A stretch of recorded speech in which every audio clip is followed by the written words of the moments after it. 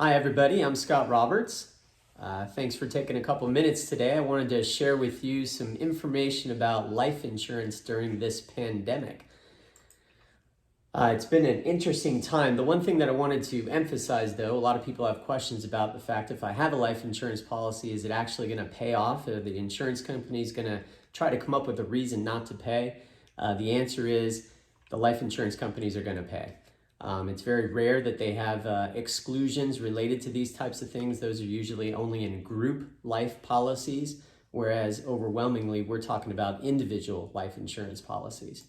But the pandemic has made some changes in the industry.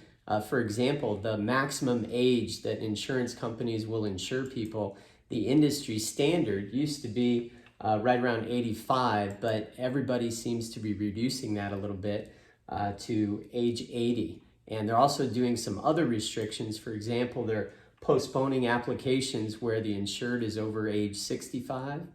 And for any kind of rated policies, so where somebody isn't completely healthy, sometimes they're limiting whether they'll even do that, and where they're postponing it. They'll say, come back and talk to us later. And then they're also requiring, in many cases, a standard offer, meaning at least average health for anyone who's over age 70. So there have been some ways that they've been changing. As far as some of the other changes, foreign travel now is a big red flag. And specifically, they're really looking to make sure that there's been no foreign travel and no cruise travel in the last 30 days. Non-citizen insureds are also having trouble getting insurance sometimes these days, depending upon their residency status. So they're also requiring additional attestation. So in other words, the insured is going to have to, attest to certain things. One of them being related to foreign travel, and also if you've had any COVID-19 symptoms. And also, if you've been around anyone who has COVID-19 symptoms, you'll have to put that right on the application itself. But they're also going to want, when the policy actually gets delivered, a secondary attestation saying, hey, that's still true, right? And they do that via something they call a statement of health.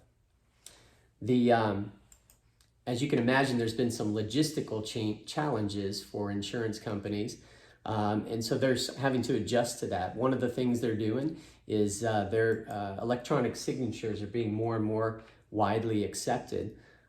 Several insurance companies, this is actually a big deal, are starting to accept electronic health records, whereas before we had to get the doctors of the insureds to make copies and fax it over, and we had to scan it and send it to the insurance companies, that kind of thing.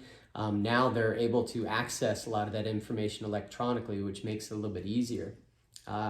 Another big thing is that in certain circumstances, the life insurance exam, where the doctor or the paramed would go to the insured's home or office and do an exam and take blood and that type of thing, in some cases they can waive the entire exam or parts of it. In fact, we had a case recently where they wanted to do the actual exam, but they waived the EKG and the blood because the insured had recently done blood test work at their regular doctor. Usually, in order to do that, you have to be in good health, and they're going to limit it by death benefit. Sometimes they don't want to waive exams if you're trying to get a $20 million policy.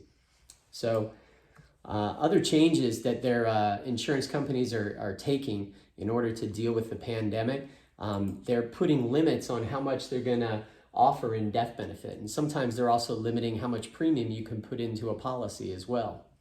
Products are being repriced for new issues. And some of this process had already started because of the new 2020 mortality tables. And also we've had low interest rates for so long that they've had to start adjusting related to that as well. There's been kind of a quick reaction by the insurance companies to do a couple things. Number one, decreasing crediting rates on in-force and new policies. So if you're in for example, a universal life policy, they had been crediting 5%, they're lowering those down. And the other thing related to indexed universal life is they're decreasing the cap rate, so the maximum amount they're going to want to credit inside a policy. Now, both of those were also being influenced by pre-pandemic factors, but it's sort of accelerated as we're in the pandemic here. One thing that a lot of people don't actually know is that insurance companies reserve in the contract the ability to increase certain costs inside the policy. And the reason they do that is specifically for these types of situations where there's a pandemic where they're experiencing a lot more mortality than they ever anticipated. And the good news, though, is that so far with this pandemic, it doesn't look like that's significantly affecting their mortality experience. And so we don't expect them to be increasing any of those costs anytime soon. So hope you learned something today. Thanks for your time, and have a great day.